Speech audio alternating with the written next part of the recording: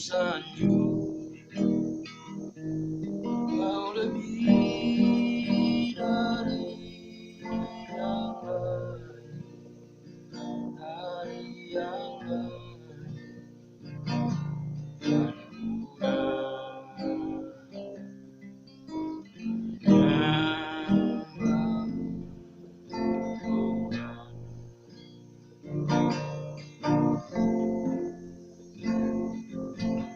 Dan ku sanjung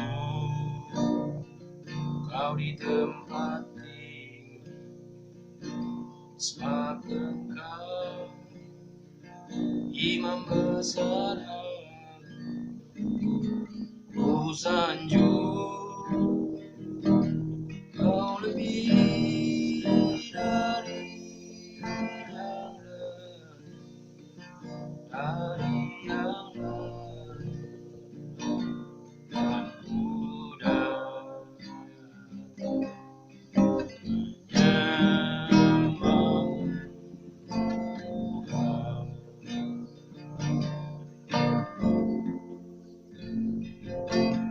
ku sanjung kau di tempat tinggi, sebab engkau imam besar aku.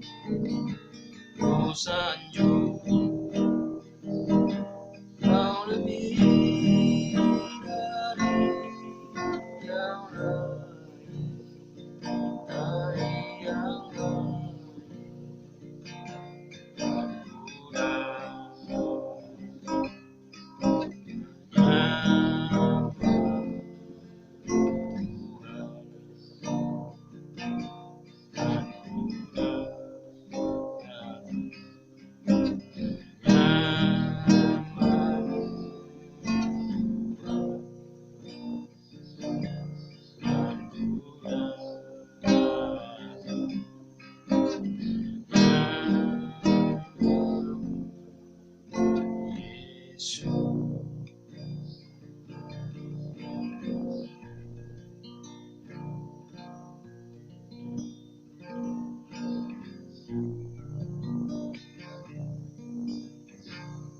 Yesus disanjung, Yesus disanjung, Yesus disanjung tinggi.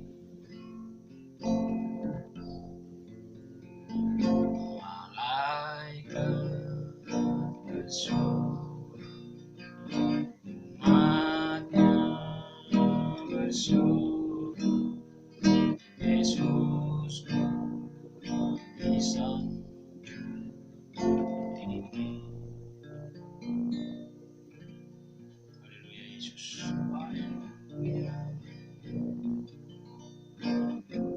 Haleluya, Hosana, Hosana, Hosana, Hosana. Terpujilah Engkau Bapa, Bapa dalam nama Yesus Kristus, yang terus mengasihi kehidupan kami, mensuplai kehidupan yang pada pagi hari ini, detik ini. Kami boleh ada karena Engkau. Karena itu segala puji, segala hormat, segala syukur, segala kemuliaan kami hanya kembalikan kepada Engkau. Yesus Kristus Tuhan yang terus ditinggikan, diagungkan, dimuliakan, kekal selama-lamanya. Kami bersyukur buat hari yang indah yang Engkau anugerahkan. Hari ini kami akan terus merenungkan firman-Mu. Tolong kami dan hikmat-Mu dengan Roh-Mu sehingga kami dapat mengerti setiap kehendak-Mu dan setiap firman yang kami terus baca dan renungkan. Dalam nama Tuhan Yesus Kristus kami mengucap syukur buat pagi ini. Haleluya. Amin. Shalom, saudaraku yang kasih dalam Tuhan. Kita kembali berjumpa di hari Minggu ini, tanggal 2 Agustus 2020. Kita boleh ada semuanya karena Tuhan.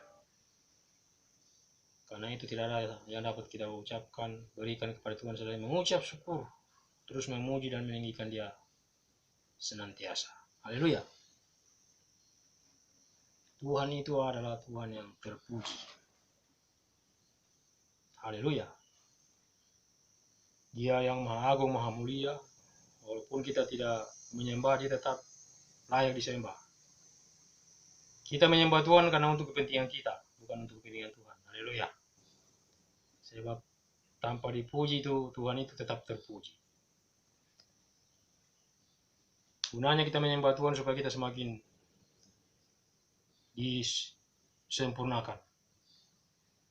Supaya hayat kehidupan itu terus supply dalam kehidupan kita, dan kita semakin dibaharui dari sehari ke sehari, kata Paulus. Nah, pada hari ini kita akan merenungkan bagian firman Tuhan masih dalam 1 Korintus pasal 15 dengan judul kebangkitan kita. Masih tulisan Rasul Paulus kepada jemaat di Korintus. 1 Korintus pasal 15 ayat 12 mulai sampai ayat 34. Demikian judul perikopnya, kebangkitan kita. Haleluya. Jadi, bila mana kami beritakan bahwa Kristus dibangkitkan dari antara orang mati, bagaimana mungkin ada di antara kamu yang mengatakan bahwa tidak ada kebangkitan orang mati? Haleluya. Kalau tidak ada kebangkitan orang mati, maka Kristus juga tidak dibangkitkan. Haleluya. Tetapi andai kata Kristus tidak dibangkitkan, maka sia-sialah pemberitaan kami dan sia-sialah juga kepercayaan kamu. Haleluya. Lebih daripada itu, kami ternyata berdusta terhadap Allah, karena tentang Dia kami katakan bahwa Ia telah membangkitkan Kristus, padahal Ia tidak membangkitkannya. Kalau andai kata benar bahwa orang mati tidak dibangkitkan. Haleluya. Sebab jika benar orang mati tidak dibangkitkan, maka Kristus juga tidak dibangkitkan. Dan jika Kristus tidak dibangkitkan, maka sia-sialah kepercayaan kamu, dan kamu masih hidup dalam dosamu. Demikianlah binasa juga orang-orang yang mati dalam Kristus. Jikalau kita hanya dalam hidup ini saja menaruh pengharapan pada Kristus, maka kita adalah orang-orang yang paling malang dari segala manusia. Haleluya.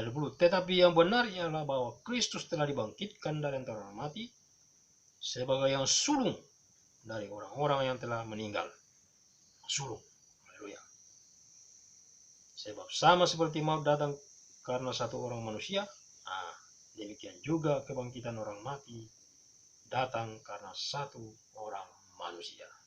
Haleluya. Karena sama seperti semua orang mati dalam persekutuan dengan Adam, demikian pula semua orang akan dihidupkan kembali dalam persekutuan dengan Kristus. Ayat 23. Tetapi tiap-tiap orang menurut urutannya, yaitu Kristus sebagai buah sulung, sesudah itu mereka yang menjadi miliknya pada waktu kedatangannya. Haleluya. Kemudian tiba kesudahannya, yaitu bila mana ia menyerahkan kerajaan kepada Allah Bapa, sesudah ia membinasakan segala pemerintahan, kekuasaan dan kekuatan.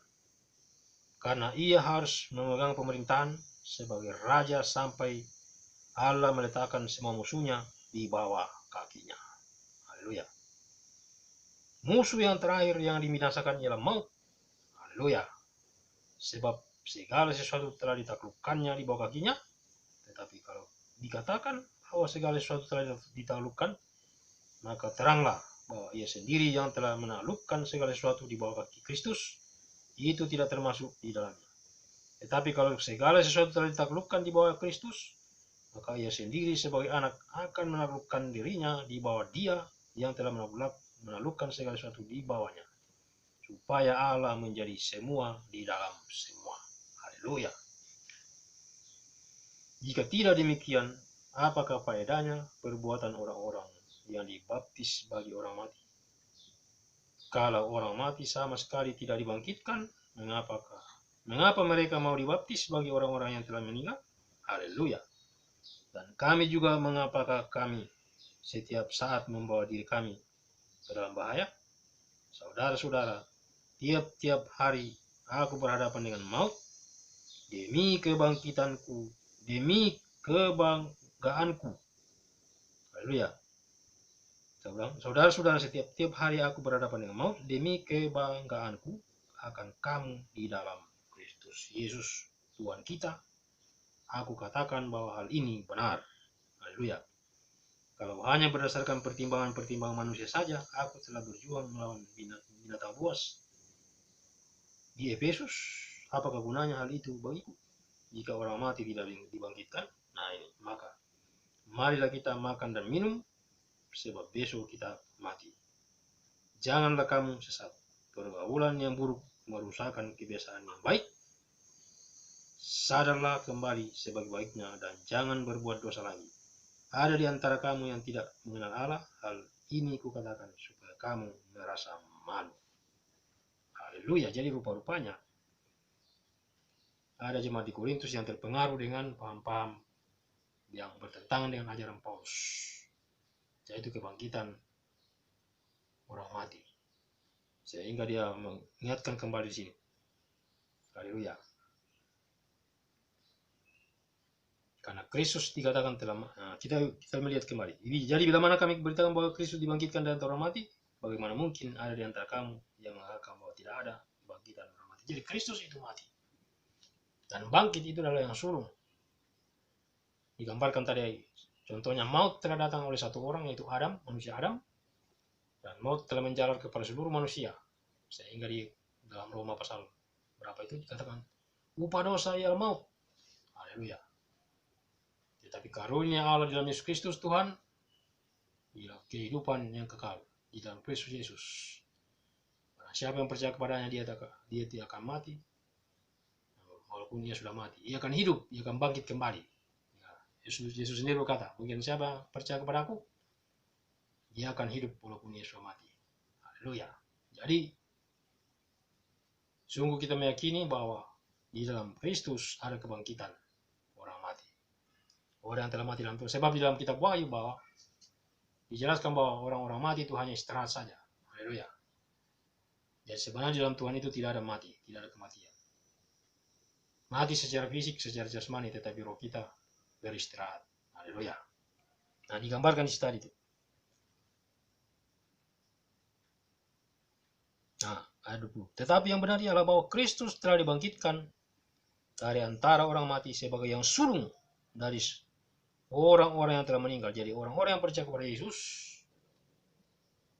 mereka juga akan dibangkitkan seperti Yesus dibangkitkan. Haleluya. Nah, karena dikatakan sama seperti maut, ayat 21, datang karena satu orang yang manusia, yaitu Adam. Demikian juga kebangkitan orang mati datang karena satu orang manusia, yaitu manusia Yesus. Haleluya.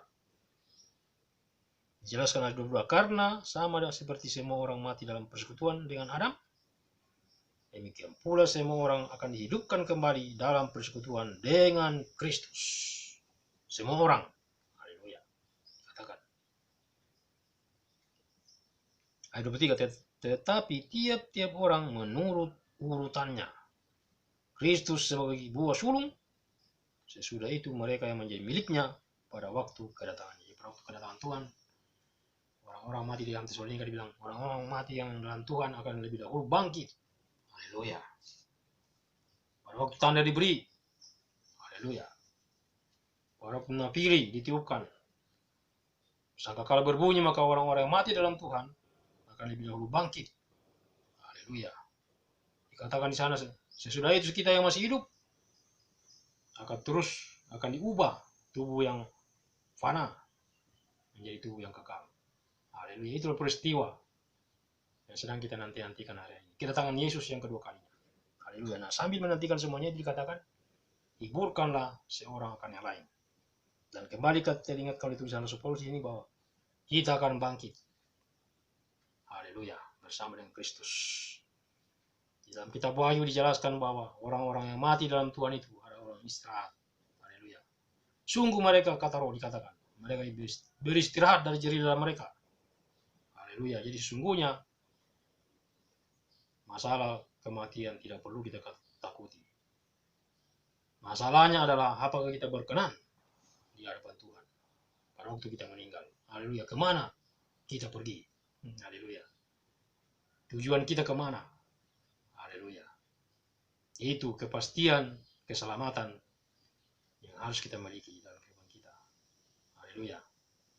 Harus kepastian bahwa setelah kita mati kita akan bangkit bersama dengan Kristus.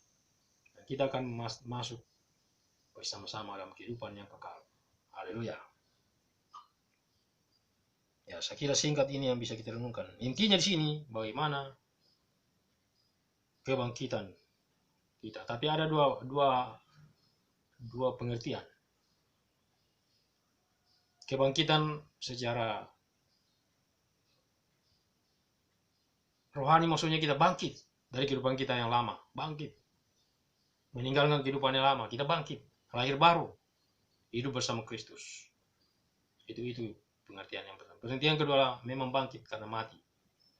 Mati ya memang mati, meninggal. Haleluya. Nah, itu kita punya pengharapan yang indah. Setelah kedatangan anak manusia, orang-orang yang meninggal dalam Tuhan akan lebih dahulu bangkit. Haleluya. Itulah yang terus kita nantikan hari-hari. Kita terus bersyukur buat kasih karunia Tuhan yang terus Tuhan kerjakan dalam kehidupan kita. Sampai pada hari ini, hari yang ke-2 di bulan Agustus 2020, kita masih boleh ada sebelum ada semuanya karena Tuhan. Itu sebabnya kita bersyukur kita menjadi orang-orang yang dibenarkan di dalam Tuhan. Saya percaya bahwa pengharapan kita tidak akan pernah mengecewakan. Karena pengharapan kita ialah ada dalam Kristus Yesus. Salah satunya adalah kita akan dibangkitkan dari kematian. Haleluya. Pada saat Dia sudah datang kedua kalinya, semua orang yang mati dalam Tuhan akan lebih dahulu bangkit. Haleluya. Kita akan dihakimi. Haleluya. Mari kita bersyukur untuk kebenaran yang kita sudah baca hari ini. Bila kita terus ada dalam kehendak Tuhan, sehingga apa yang menjadi rencana kekal Tuhan dalam kehidupan kita terus digenapi. Mari kita bersyukur. Segala puji, segala hormat, segala kemuliaan kami kembalikan kepada Yesus Kristus Tuhan, Elohim yang ajaib, Bapa kami, Yahweh, yang terus mengasihi kehidupan kami, terus mensuplai kehidupan, sehingga kami boleh ada pada pagi hari ini dengan kekuatan yang daripada Engkau, oleh Roh-Mu yang terus bekerja dalam hati batin kami untuk terus melihat karya-Mu yang ajaib, yang dahsyat dalam kehidupan kami. Lewat kesempatan ini kami bersyukur untuk kebenaran-Mu yang Engkau terus nyatakan. Ada suatu pengharapan yang abadi, yang indah, bahwa kami yang mati dalam Engkau akan bangkit pada saat Engkau datang kedua kali. Dan kami akan hidup kekal bersama dengan Engkau. Terima kasih Tuhan buat keselamatan yang sudah Engkau anugerahkan dalam kehidupan kami. Dan lewat pagi hari hamba berdoa juga untuk seluruh umat-Mu yang tersebar di segala tempat. Engkau memberkati kehidupan mereka, khususnya bangsa kami yang hari-hari ini menghadapi juga era pandemi virus COVID-19. Kami sungguh percaya bahwa bangsa kami akan keluar dari semua masalah ini. Khususnya di bulan ini kami akan memperingati hari kemerdekaan. Bila lewat momentum ini Tuhan, kami terus bersemangat untuk mengasihi Engkau, melayani pekerjaan-Mu dan melayani Engkau, dan juga mengabdi kepada negara kami, bangsa yang Kau anugerahkan kepada kami. Terpujilah buat pagi yang bersyukur, segala puji, segala hormat, segala kemuliaan kami kembalikan kepada Engkau Yesus Kristus Tuhan, kepada Tuhan Kristus. Dalam nama Tuhan Yesus Kristus, kami sudah berdoa dan bersyukur buat firman-Mu. Haleluya. Amin. Demikianlah apa yang boleh kita renungkan pada hari ini. Selamat melanjutkan aktivitas pelayanan dan tugas pekerjaan. Allah menyertai kita, Immanuel. Haleluya. Shalom.